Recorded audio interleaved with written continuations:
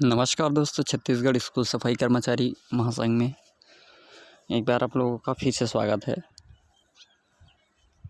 जिस प्रकार बात कर रहे थे छत्तीसगढ़ की स्कूल सफाई कर्मचारियों की और उनकी मांगों की, एवं उसी बीच में बात करेंगे कि जिस प्रकार से छत्तीसगढ़ के अंतर्गत जितने भी नियमित कर्मचारी हैं और अनियमित संविदा प्लेसमेंट के अंतर्गत होते हैं, उन लोगों और इनमें क्या अंतर होती है। तो यहाँ पर जो रेगुलर कर्मचारी होते हैं उन लोगों को जो कर्मचारी होते हैं उनको गिफ्ट एडवांस भी देते हैं। उस कहने का मतलब है कि जो केंद्र सरकार के जो भी कर्मचारी होली को मनाने के लिए एडवांस में 10,000 रुपये ले सकते हैं। तो इस प्रकार से ये रेगुलर कर्मचारी की बात है। और इस त्यौहार पर केंद्रीय कर्मचारी को कहा जाए तो उन लोगों के लिए बहुत बड़ा ऑफ़र है।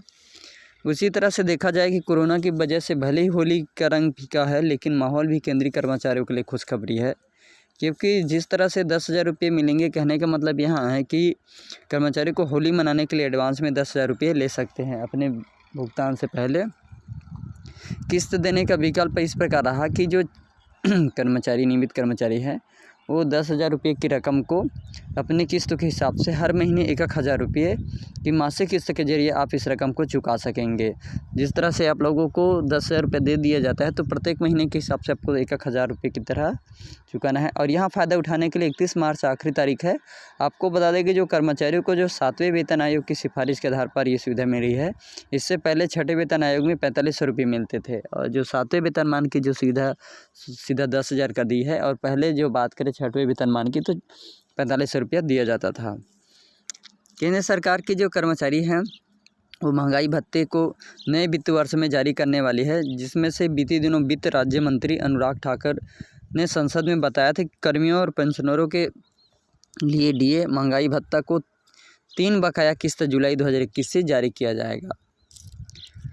इसी प्रकार से महंगाई भत्ता और महंगाई राहत के कारण सरकार पर प्रतिवर्ष की जो बात करने थे 12,510.04 करोड़ का वित्तीय बोझ पड़ता है। और इसी कारण से जो नियमित कर्मचारी और अनियमित और ठेकेदारी संविदा प्लेसमेंट कर्मचारियों में अंतर होता है कि जिस तरह से सरकार को महंगाई भत्ते राहत के कारण 12,510 करोड़ रुपये का वित्तीय भार पड़ता है, बोझ पड़ता है, इसलिए कर्मचारियों को जो नियमितकरण की कार्रवाई होती है वहाँ पर बहुत ज़्यादा असर पड़ता है। बता दें कि जो बीते साल के मार्च महीने में केंद्रीय मंत्रिमंडल ने महंगाई भत्ते और पेंशनर भोगियों के लिए महंगाई राहत की रकम बढ़ा दी थी। इसके तहत डीए की रकम मूल वेतन पेंशन की वर्तमान दर 17% में 4% बढ़ाकर दी गई थी। मतलब ये है कि जो महंगाई भत्ता की रकम है वो 21% कर दी गई। इसे 1 जनवरी 2020 से प्रभावी किया गया था। हालांकि इसके बाद कोरोना वायरस के प्रकोप की वजह से बढ़ी हुई रकम को रोक दिया गया है। बीते दिनों ने बताया कि जो सरकार ने डीए के रोके गए फंड का इस्तेमाल को कोरोना वायरस के खिलाफ लड़ाई में किया गया था।